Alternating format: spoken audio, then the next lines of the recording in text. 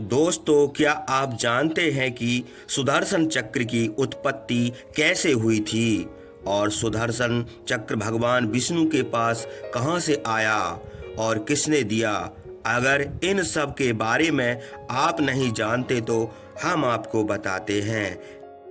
पूरा सत्य क्या है, यह जानने के लिए आपसे निवेदन है कि वीडियो को अंत तक देखें और साथ ही हमारे चैनल को भी सब्सक्राइब कर लें ताकि ऐसे ही और रहस्य आप तक पहुंच सके।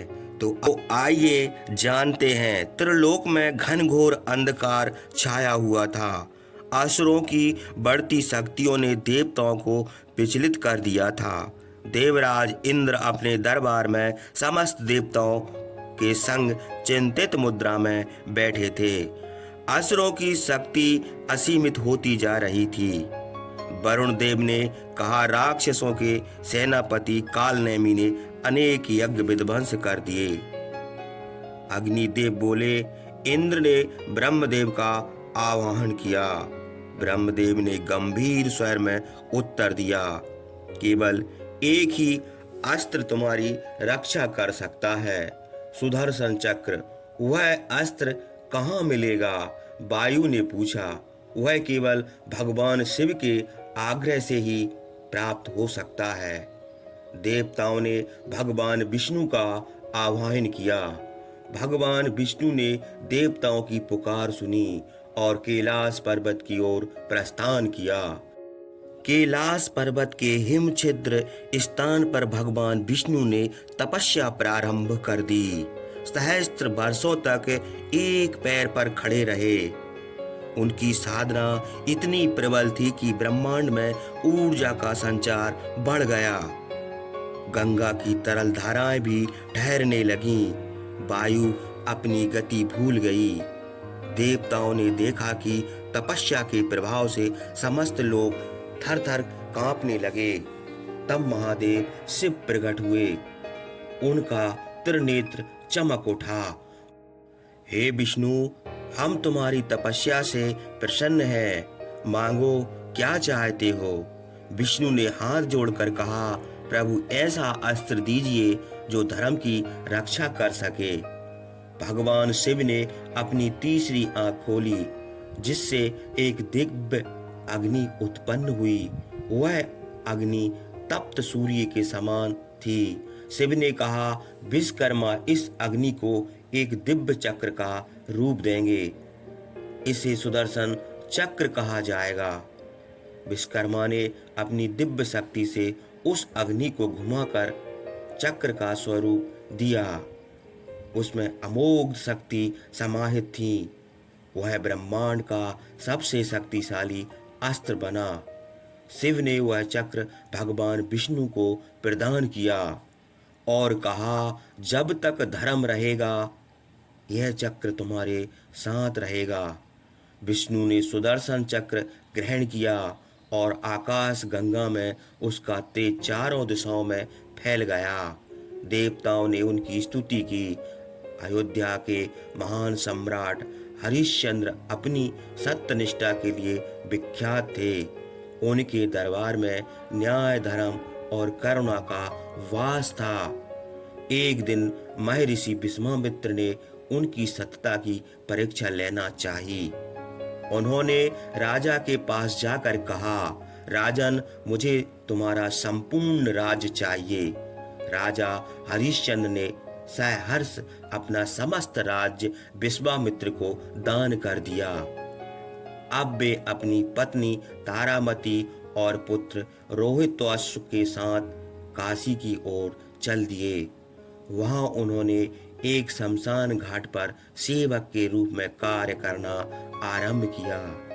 एक दिन दुर्भाग्यवश उनके पुत्र की मृत्यु हो गई। तारामती रोते हुए शव को लेकर शमशान आई, परंतु हरिश्चंद्र ने नियम के अनुसार अंतिम संस्कार शुल्क मांगा। शुल्क कैसे दूं? स्वामी तारामती रोते हुए बोली।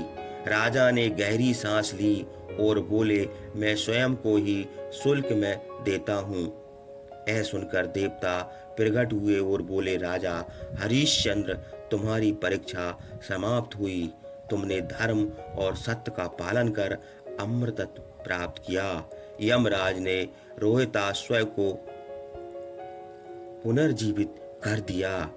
राजा हरिश्चंद्र को पुनः उनका राज्य प्राप्त हुआ और वे यशस्वी होकर धर्म का पालन करने लगे। महर्षि बाजेश्रवा के पुत्र नचिकेता बाल्यकाल से ही जिज्ञासु प्रवृत्ति के थे। एक दिन उनके पिता ने एक यज्ञ किया जिसमें उन्होंने वृद्ध गायों को दान किया। नचिकेता ने प्रश्न किया, पिताश्री, क्या यह उचित दान है? क्रोधित होकर बाजेश्रवा बोले, मैं तुझे यमराज को दान करता हूँ, और मृत्यु लोक में पहुंच गए। यमराज ने देखा कि एक बालक 3 दिनों तक बिना जल और भोजन के प्रतीक्षा कर रहा है। यमराज ने कहा, बालक, मैं तो तुम्हारी 3 इच्छाएं पूरी करूंगा। प्रथम इच्छा, मेरे पिता को शांति मिले। नचिकेता बोले, यमराज ने इसे स्वीकार किया। द्वितीय इच्छा, मैं अग्नि विद्या सीखना चाहता हूँ। यमराज ने उन्हें अग्नि विद्या का ज्ञान दिया। तृतीय इच्छा, मुझे आत्मा का रहस्य बताइए। यमराज ने कहा, यह अत्यंत गूढ़ ज्ञान है, तुम कोई और वरदान मांग लो। पर नचिकेता अड़िग रहे। यमराज ने कहा, आत्मा अमर है, वह ना जन्म लेती है ना मरती है। जो इसे जान लेता है वह स्वयं ब्रह्म रूप हो जाता है।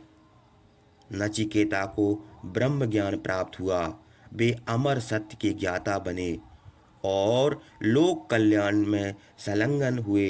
भगवान विष्णु के सुदर्शन चक्र की तरह सत्य, धर्म और ज्ञान भी अमर है। हरिश्चंद्र की सत्यनिष्ठा, नचिकेता की जिज्ञासा और विष्णु की तपस्या यह सिद्ध करती है कि जब तक धर्म है तब तक ब्रह्मांड संतुलन रहेगा।